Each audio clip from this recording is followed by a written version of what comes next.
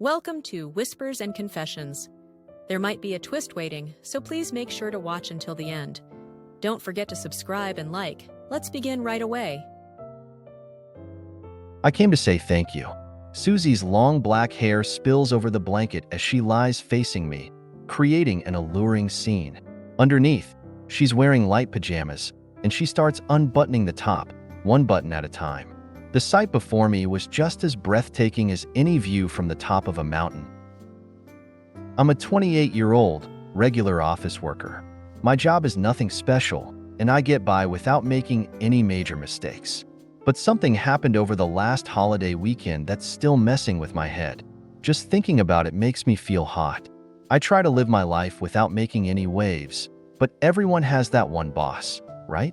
The kind who nitpicks over every little thing, screaming at you over trivial mistakes. Unfortunately, I caught his attention that day, and he unleashed a storm of rage on me for no reason. Tough break. As I sat through his long-winded lecture, with my co-workers casting sympathetic looks my way, my mind wandered to my weekend plans. Yeah, I'll go hiking. Hiking is my thing. The mountains are my happy place. Some people might find the long climb exhausting, but not me. The scent of the trees, the crisp air, the feel of the dirt beneath my boots, the wildflowers you only see on the trails, everything about it fills me with a sense of accomplishment when I finally reach the summit. It's the mountains that teach me the beauty of life. Even when things go wrong, once I'm out there, most of my problems get reset. Out in that vast expanse of nature, my issues like my boss's rant just seem so small. Luckily, it's a long weekend.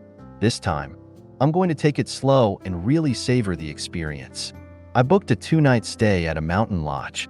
It'll just be me, taking it easy, enjoying the solitude.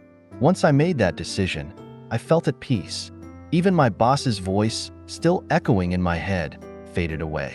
But little did I know that the hike I had done so many times would turn into an unbelievable experience. I arrived at a station far from the city, and from there, I took a bus up to the base of the mountain. The bus picks up a lot of people at the station, but by the time we reach the mountain, most of them have already gotten off. Usually, the only ones left are locals or a few hikers like me. A couple stops later, 2 stunning women got on. I mean, they were really beautiful. One was tall, with a figure that reminded me of a tall Anne Hathaway. Her long legs and perfectly proportioned body were impossible to miss. She moved with a graceful, feminine charm, like a model on a runway. Her confident demeanor and elegant presence naturally drew people's attention. The other woman had a calmer, more refined air about her. She looked a lot like Scarlett Johansson. Her face was so striking that it was hard to look away. She had this pure, fresh image, with a subtle elegance that gave her a kind of timeless beauty. Her soft smile and clear eyes radiated warmth and comfort. With her long, flowing hair and understated makeup, her natural beauty shone through, making her look like she stepped out of a painting. When they passed by me, their delicate, soft fragrance made me smile without realizing it. They took seats behind me. I thought to myself, well, that's a pleasant view before my hike starts. But then I overheard their conversation and found myself frowning. I'm so excited. This is my first time hiking, one of them said. Mine too, the other responded. I bet the fall leaves will be gorgeous. It seemed like we had the same destination, but they were clearly beginners. The mountain we were headed to is known for its stunning fall foliage and hidden scenic spots, but it's not exactly beginner-friendly. While the trails at the base are well-maintained, they get tougher as you go higher. If you stray off the path, you could easily get lost. Their outfits looked comfortable, but more stylish than practical. I just hoped they didn't underestimate the mountain. Watching them giggle and chat like tourists on a sightseeing trip kind of dampened my mood. Well, it's not like I'm eavesdropping on purpose, and if they're just sticking to the scenic trails at the base, they'll probably be fine. Not really my business, anyway. With that, I turned my attention back to the mountain ahead. As the bus emptied out, we finally arrived at the trailhead. I got off, stretched out, and took a deep breath of the fresh mountain air. I had to resist the urge to rush off into the woods right away. Instead, I sat down on a bench near the trail to refuel. I took off my backpack and pulled out a sandwich I'd packed. As I sipped hot tea from my stainless steel thermos, the two women from the bus passed by, snapping selfies and taking pictures of the scenery. "Yay, this is gonna be so much fun," one of them said as they disappeared up the trail. "At that rate, they're bound to trip or something. It's their first hike, so if they stick to the beginner trails, they should be fine." I remembered how I started with easy hikes and gradually fell in love with the mountains. Hopefully, they'll enjoy the scenery and grow to love hiking too. The fresh air cleared my head, and I found myself genuinely hoping they'd have a good experience. That's the magic of the mountains, it purifies your mind. With my energy replenished, I packed up my sandwich, feeling ready to take on the mountain. Since I had a reservation at the lodge, I had plenty of time. Thinking again about those two women, I decided to take my time and enjoy the views as I hiked. The trees were ablaze with fall colors, and I walked along, listening to the sound of a stream and birds chirping, until I reached a fork in the trail. An old wooden sign pointed one way toward the hiking trail and the other toward the advanced route that led to the lodge. I hadn't seen anyone for a while and was fully immersed in nature. Then, after about 30 minutes of walking, I heard voices up ahead. They didn't sound like happy voices. Was something wrong? Helping others is an unspoken rule in the mountains, so I picked up the pace. As I got closer, I realized the voices belonged to the two women from earlier. Why were they on the advanced trail dressed like that? I couldn't help but feel a bit exasperated. Up ahead, I saw Suzie crouched on the ground, holding her ankle, while Kara looked flustered. "Are you okay?" I asked, stepping closer. Kara glanced at me, her eyes pleading for help. "My friend twisted her ankle," she said. It looked like Suzie had slipped in the mud. I knelt beside her and asked, "Mind if I take a look at your ankle?" "Oh, She hesitated, flustered. I kept my tone calm to reassure her. "I've got some pain relief spray and bandages. I'll take care of it." I took off my pack, pulling out the spray and showing it to her. Suzie, who had been a little wary, finally relaxed and said, "Thank you," as she took off her shoe. Her foot was swollen and red, but thankfully it didn't seem too bad. I applied the spray and wrapped her ankle in a bandage. I tried to stay composed, but I was pretty nervous, standing there tending to these two stunning women. Still, I think they appreciated the help. "Wow, you're really good at this. You saved us," Kara said, visibly impressed. "I've been hiking a lot," I replied with a smile. I turned to Suzie. "Think you can walk?" "I'll try," she said, standing up slowly.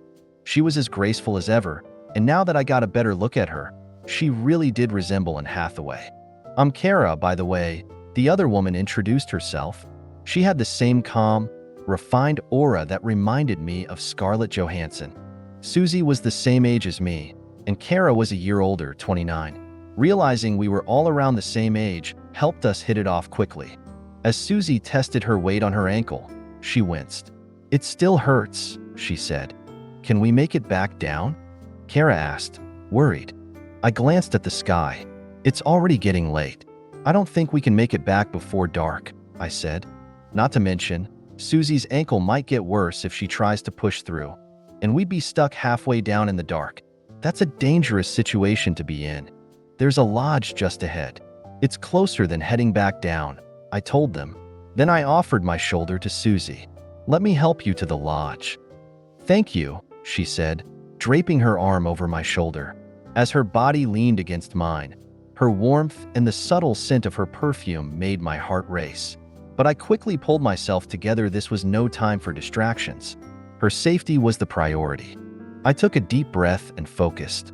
"Kara, watch your step and follow me," I said, eyeing the muddy trail ahead. "Got it," she replied, nodding. As we made our way up the trail, we talked. It turns out they had some experience with casual hikes and had gained a bit of confidence from completing several easier trails. We heard this was a hidden gem for fall leaves, but I guess the advanced trail was a bit much for us, Suzie admitted with a hint of embarrassment. "Yeah, I guess we underestimated the mountain," Kara added, sounding equally defeated. I couldn't help but laugh a little. "Yeah, from the way you two are dressed, it looks like you did underestimate it. But hey, everyone starts somewhere. I started with easy hikes too. Now, I'm basically a mountain junkie," I said, maybe getting a bit carried away. The two of them exchanged looks, then burst into laughter. You're right. We'll definitely stick to easier hikes next time. But we do love it out here, Suzie said, her voice full of the same enthusiasm I'd heard on the bus. Hearing that made me feel a little proud. It's nice when people understand the love for the mountains. We kept chatting, laughing, and making our way up the trail, all the while keeping an eye on Suzie's ankle. Just before sunset, we finally made it to the lodge. Thank you so much for all your help, Suzie and Kara said, both bowing their heads slightly in gratitude. Hikers help each other out. Don't worry about it, I replied, waving off their thanks. After we checked into the lodge, Suzie looked around and said, "Wow, I thought it would be more rustic, but I wasn't expecting there to be hot springs and private rooms. This is amazing." Kara was equally impressed. They had both expected something much simpler, maybe even a little uncomfortable. Yeah, they've really upgraded a lot of mountain lodges recently, especially since more women have gotten into hiking, I explained. Hikers, come discover this hidden gem. Fortunately, the lodge still had plenty of available rooms, so Suzie and Kara were able to get one without any trouble. The lodge had separate accommodations for men and women, so after we checked out our rooms, we parted ways. As they thanked me once again, I smiled back, a little embarrassed. I dropped my bags in the small room, which was cozy like a hotel room, and stretched out my tired legs and back. It had been quite the day, but I felt good about what I'd done. I gave myself a little pat on the back, deciding I'd tell everyone at work about how I got to help out those two beautiful women. The sun had fully set, and I decided to head for the lodge's hot spring. Soaking in the hot spring beneath a sky full of stars is one of the main reasons I come to this mountain. The view is unbeatable, and since it's not too crowded yet, I could enjoy the place all to myself. One day, this spot might become more popular, and I might have to share it, but if more women like Suzie and Kara come to the mountain, I wouldn't mind that. For now, though, I just enjoy this moment. After all, carrying Suzie half the way up the trail had left my legs and back feeling like lead. I let the warm water work out all the stiffness, relaxing both my body and mind. After I finished soaking, I made my way to the dining hall. Inside, a few guests were scattered around the rustic wooden tables, quietly eating their meals. As I looked around, I noticed Suzie and Kara. They seemed to have noticed me too. "Over here. Come eat with us." Suzie waved excitedly, while Kara pointed to the seat across from them. I had secretly hoped I might bump into them again after my bath, and now, seeing them wave me over, I couldn't help but feel a rush of excitement. I tried to keep my cool and nodded casually. I grabbed the curry rice I had ordered from the counter and made my way over to their table. "We're planning to head back down tomorrow," Suzie said. Fortunately, her ankle wasn't seriously injured. With the hot spring soak and a good night's rest, the swelling would go down, and she'd be able to walk just fine. "That's good to hear. Do you remember the way down?" I asked. "Yeah, we'll just follow the trail carefully," Suzie said confidently. Even though there's a risk of getting lost if you take a wrong turn, I liked her optimism. "There should be a few others heading down too, so we're thinking of sticking with them," Kara added calmly. I nodded, feeling more at ease, though I couldn't help offering a little more advice. After finishing my meal, I returned my empty plate and then went over to the front desk. I asked the manager for a pamphlet and brought it back to their table. "Here, take this," I said, handing it to them. "It's got information on the lodge's location and the safest routes down. Once you get a bit lower, your phones will get reception again, and with the map, you'll be fine." "This is really helpful," Suzie said, her eyes lighting up as she glanced over the pamphlet. "Thanks again for everything," Kara added with a smile. "Well, I'm heading to bed now," I said, standing up. The two women exchanged glances. "Going to bed so early? Are you planning to get up early tomorrow?" Suzie asked. I nodded. "Yeah, I've got a hike planned, and I'll be leaving around 5 a.m.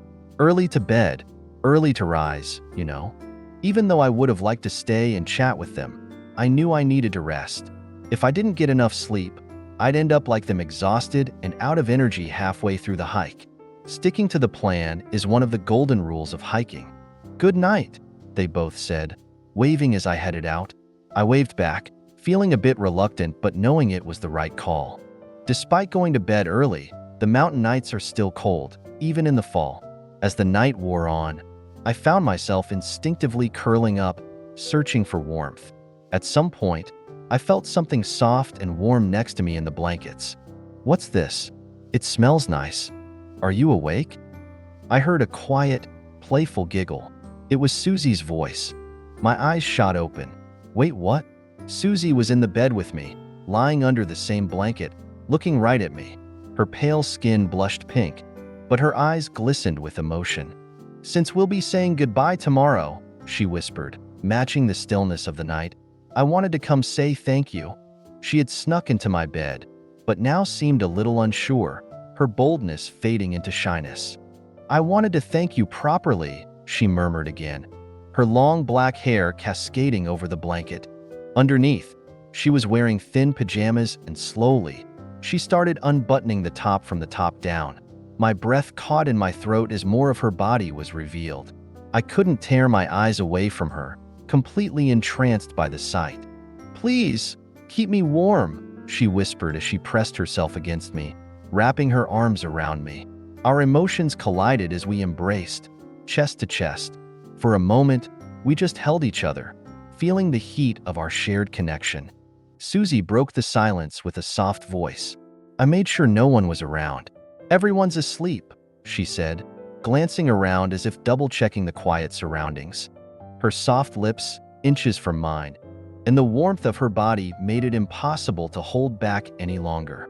"Be quiet. The walls are thin," I whispered in her ear as I gently pulled her closer. Her curves pressed against me, and I slowly leaned in for a kiss, savoring the moment as our breath synchronized. As the night deepened, our feelings intensified, and we shared the warmth of our bodies, moving carefully to avoid waking anyone else. Time slipped away as we lost ourselves in each other, and before we knew it, dawn had begun to break outside.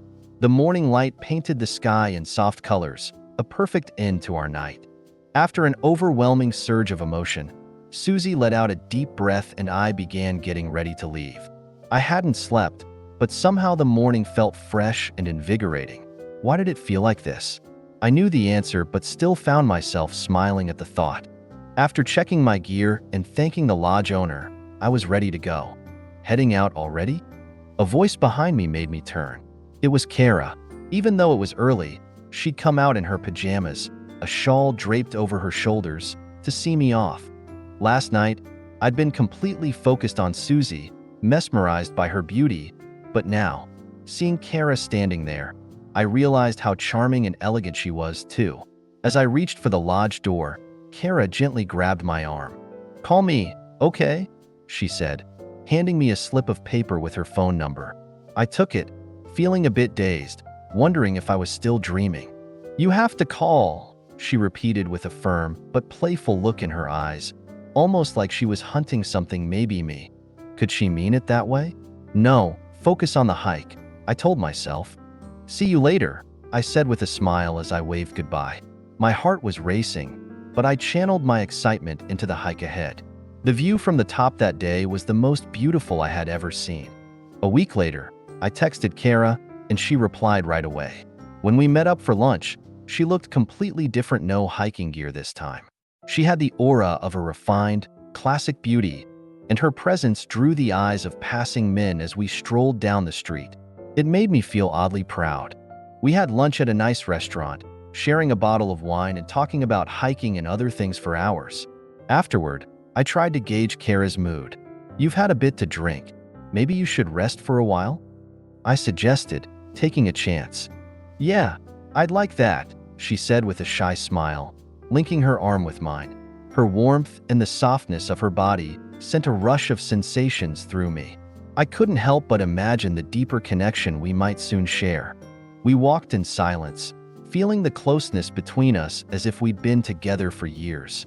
It wasn't long before we reached a more private place where we could be alone, lost in our own little world, paying no mind to anyone around us. Despite her calm, composed appearance, Kara kissed me with a surprising intensity once we were behind closed doors. She pulled away slightly, her eyes sparkling with a mischievous glint. "I couldn't hold back anymore after hearing about you and Suzie," she whispered. Apparently, that night in the lodge, Kara had sensed what was happening between Suzie and me and had been imagining herself in Suzie's place ever since. Now, it was her turn.